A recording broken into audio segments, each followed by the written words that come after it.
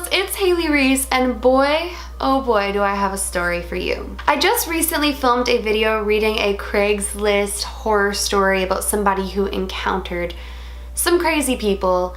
If you haven't seen it, definitely check it out. But within that video, I was telling you guys how like one of my biggest fears in the world is like somebody breaking into my house or hiding in my house or just like trying to murder me or steal me or something like that. I have had 2 different times in my life where somebody has actually broken into my house. And the first time it was 3 people. The second time I've already told you guys on my channel, that was when my family's stalker broke into my house while I was the only one there. Super scary story. I also have like an update on him if you guys want to hear it. I don't know if you do, just let me know, but he's been up to some shenanigans again lately, so I could definitely film an update video on that one.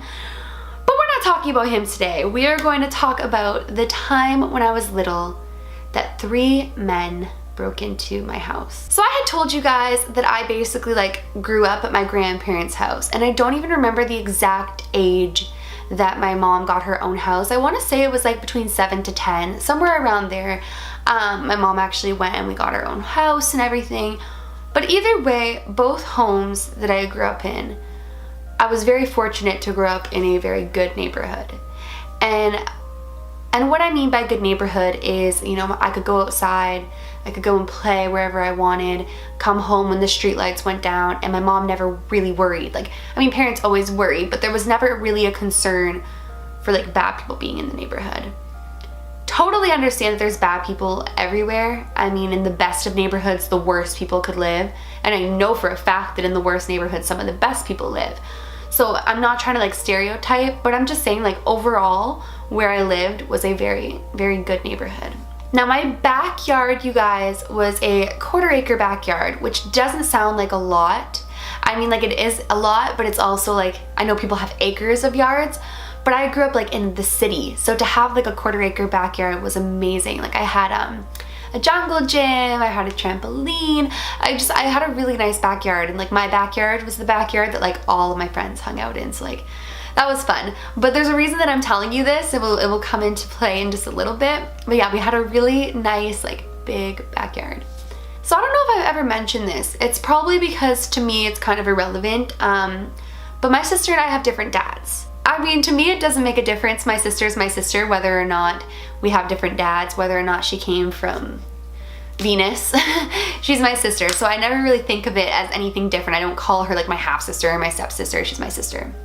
But we have different dads, and when my mom had moved into this home, when we got this home, we moved into it with my sister's dad, and yeah. So how our upstairs was laid out was when you would get to the top of the stairs, right to the right was a bathroom, straight ahead was my bedroom, in the middle was my sister's, and like kind of around the corner with like 2 open like master bedroom doors was my mom and my sister's dad's room. Now my sister was pretty little around this time. I mean, she still drank like a bottle in the middle of the night, but she wasn't like a baby by any means.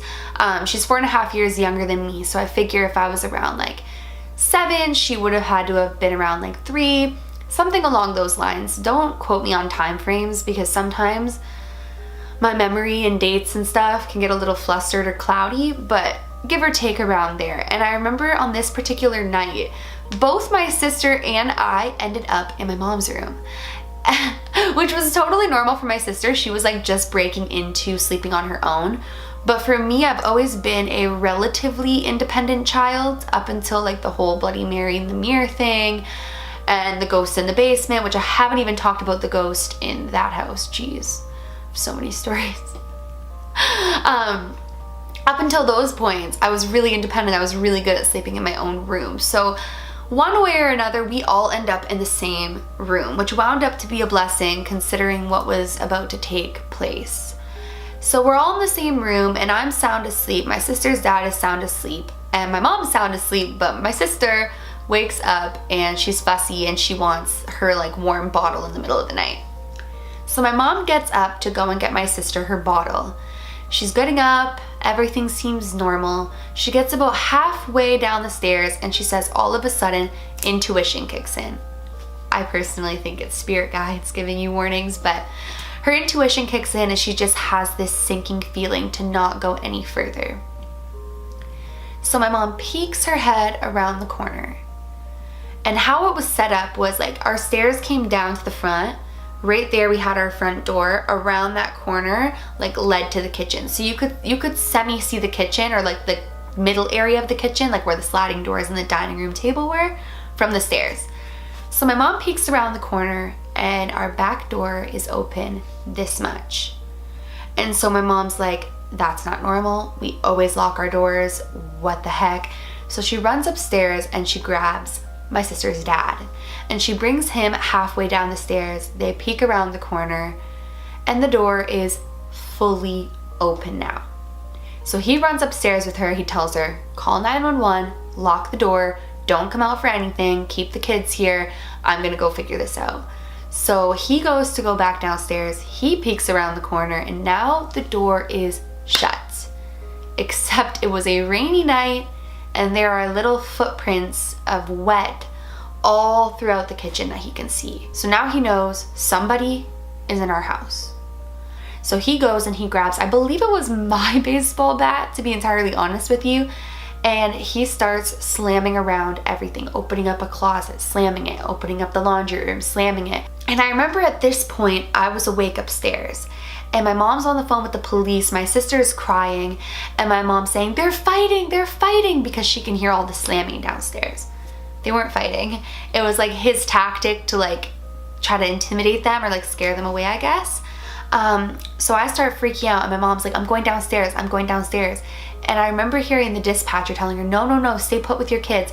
But my mom got all freaked out thinking that they were fighting.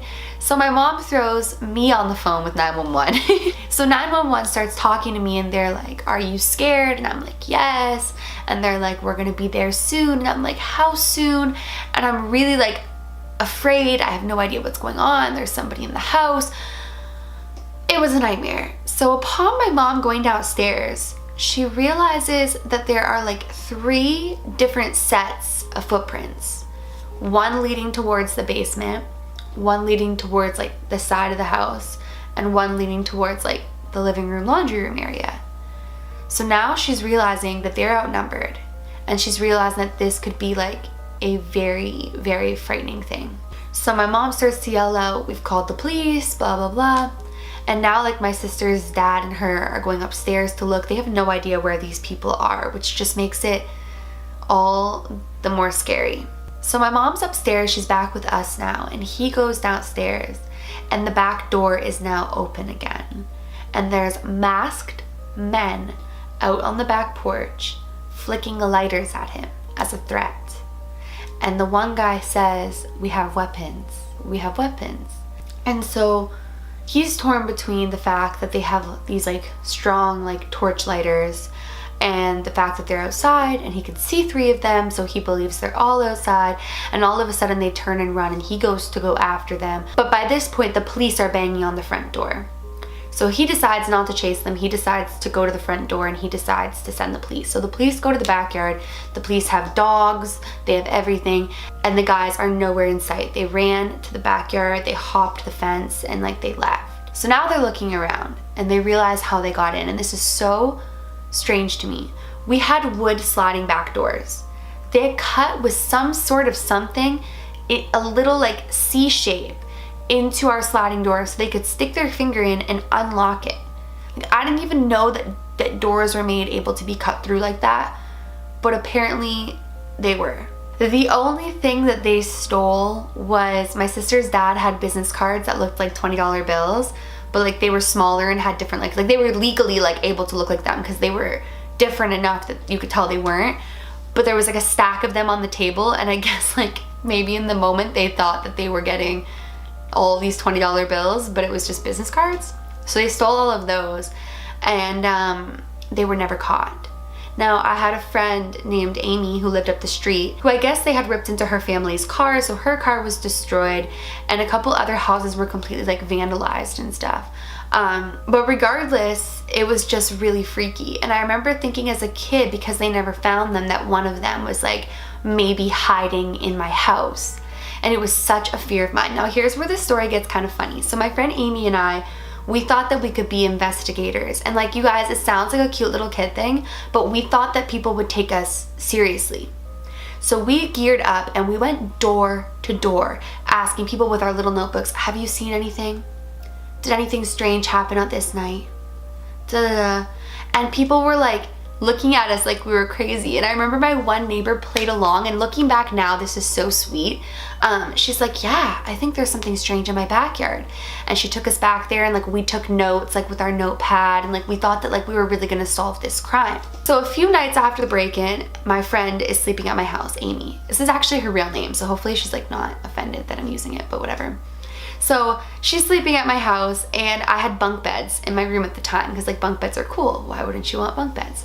And I had walkie-talkies. And so we had put a walkie-talkie in the basement.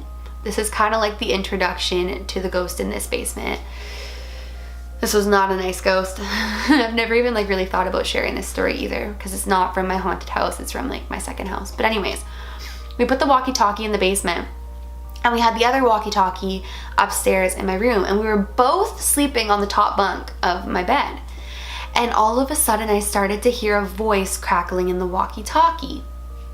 Cue next story with the ghost, but let me know if you guys want to hear that.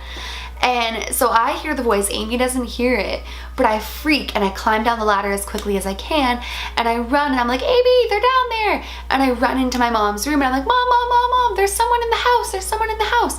And all of a sudden we hear Amy screaming in my bedroom, he got me, he got me. And so we go like rushing into the room, and I guess she tried to climb down my ladder so quick that the ladder fell on top of her. And she was like on the floor with the ladder on top of her, and it's like pitch black, the middle of the night. I just woke her up saying there's someone in the house, and she thought that like he had caught her. Oh my gosh, so crazy. But in the years to follow after this happening to me, all of those movies came out, like When a Stranger Calls, and you know, movies where like people are in your home and you don't even realize it. And I just always thought about the fact that somebody actually, 3 people actually broke into my house and were in there and like threatened with lighters, and it's just such a scary thing, and it's so frightening that people can and will do that. So needless to say, after that, my mom went out and bought those like door stopper things. Like, I don't know exactly what they're called, but it's like where you put them on the other side of a sliding door, so even if like it's unlocked, someone can't unslide it. So she ended up buying those, and we kind of lived a little bit on edge for a bit, but the police said that they didn't think that they had any intentions to actually harm us. They think it was just a robbery. But regardless, the idea of somebody entering your home that isn't supposed to be there is absolutely terrifying, and just initiated my fear for things like that. Well, you guys, that is it for today's story. The world's a crazy place, especially if you're Haley Reese. Crazy things happen all the time. My friend Jerica always tells me like, Haley, what is your life? Like, how do these things always happen to you? And I'm like, girl, I wish I knew. I wish I knew. But yeah. If you guys enjoyed today's video, but you are not yet subscribed, please go ahead and click that subscribe button. I post a ton of videos, so I don't want you to miss when I do upload. And please give this video a big thumbs up. It makes my heart really happy when you guys do that, so please do that. Remember, my loves, do all things with kindness. And until next time, I love you.